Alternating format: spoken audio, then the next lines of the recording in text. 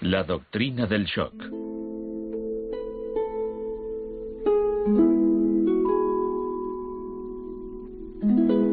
Todo empezó el 1 de junio de 1951, cuando representantes de agencias de inteligencia occidentales se reunieron en secreto con profesores universitarios en el Hotel Ritz-Carlton de Montreal. Como resultado de esta reunión, el ejército financió una investigación sobre el aislamiento sensorial en la Universidad de McGill.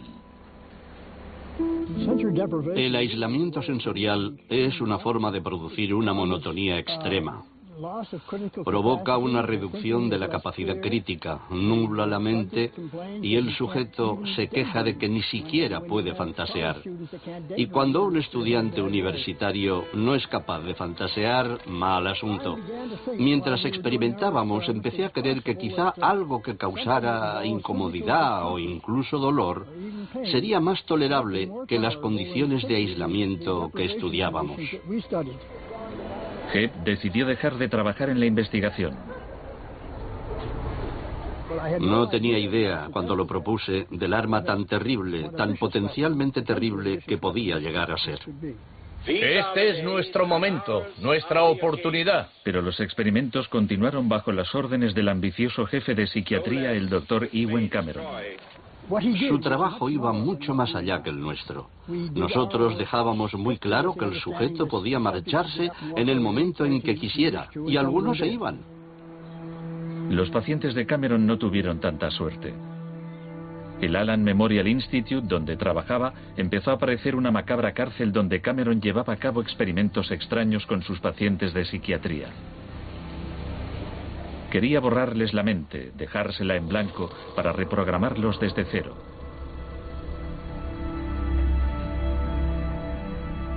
Janine Huart, una joven madre de 4 hijos, padecía una depresión posparto. Me entraban escalofríos cuando me decían: mañana te toca tratamiento de electrochoque.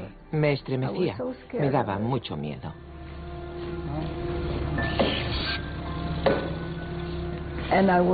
Despertaba en otra habitación, totalmente confundida y triste, y me quedaba muy afligida después. Iba por ahí caminando como una zombie. Cameron combinaba los electrochoques con las curas de sueño y la repetición de mensajes grabados. Decía: Janine, Janine, estás rehuyendo tus responsabilidades. No quieres cuidar de tu marido ni de tus hijos. Lo repetía una y otra vez. Suena como si la interrogaran. Sí, como si me interrogaran, pero ¿con qué objeto? La CIA no tardó en poner en práctica los hallazgos de Cameron. Muchas de sus técnicas figuran en el manual Kubark de interrogatorios para el contraespionaje. He aquí unos fragmentos. Es una tesis central del manual que estas técnicas son, en esencia, métodos para provocar la desviación de la personalidad. Hay un intervalo, que puede ser muy breve, de animación suspendida, una especie de shock psicológico o parálisis. Los interrogadores expertos reconocen este efecto cuando se da, y saben que desde ese momento el sujeto está mucho más abierto a la sugestión, mucho más dispuesto a obedecer que justo antes de sufrir el shock. El otro Dr. Shock.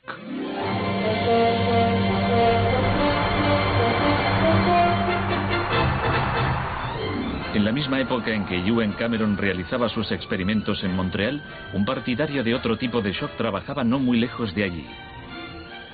Milton Friedman era profesor de economía en la Universidad de Chicago. Creía que la terapia de shock económico impulsaría a las sociedades a aceptar un capitalismo más puro y desregulado. En octubre de 2008, durante la mayor crisis financiera desde 1929, Naomi Klein acudió a la Universidad de Chicago para hablar de Milton Friedman. Cuando Milton Friedman cumplió 90 años, la Casa Blanca de Bush organizó una celebración en su honor y todos pronunciaron discursos, incluido George Bush, pero el mejor fue el de Donald Rumsfeld. Mi cita favorita de ese discurso de Rumsfeld dice así: Milton es la encarnación de una realidad. la de que las ideas tienen consecuencias. La tesis que sostengo es que el caos económico que ahora mismo impera en Wall Street, en la América Media y en Washington, deriva de muchos factores, por supuesto, pero que entre ellos están las ideas de Milton Friedman. El crack de 1929 en Wall Street desencadenó la Gran Depresión de los años 30.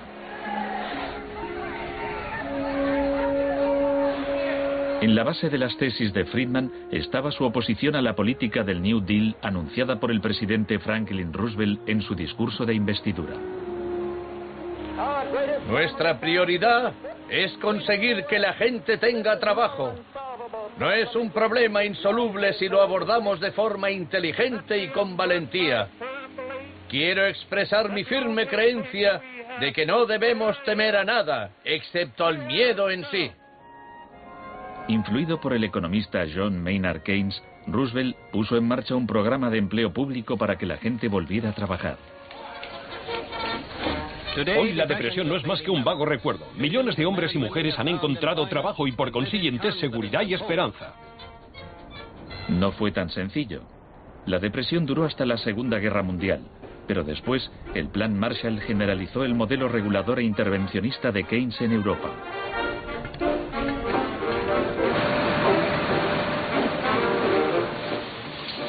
Sus principios gozaron de gran aceptación, aunque no por parte del Departamento de Economía de la Universidad de Chicago. Milton Friedman, desde esta universidad, libró una guerra contra el New Deal. Friedman era miembro de un grupo llamado Sociedad Mont Pelerin, dirigida por el economista Friedrich von Hayek. Creían que si el gobierno dejaba de prestar servicios y de regular los mercados, los problemas de la economía se resolverían solos. En los 50 los consideraban bichos raros, pero en los últimos 30 años sus ideas se han convertido en la doctrina económica dominante. La tesis de la doctrina del shock es que nos han contado un cuento sobre cómo estas medidas radicales han triunfado en el mundo, que no se han propagado de la mano de la libertad y la democracia, sino que han requerido shocks, crisis y estados de emergencia. Milton Friedman entendía la utilidad de las crisis. Solo una crisis, real o percibida, produce auténticos cambios. Cuando esa crisis sobreviene, las medidas que se toman dependen de las ideas que flotan en el ambiente.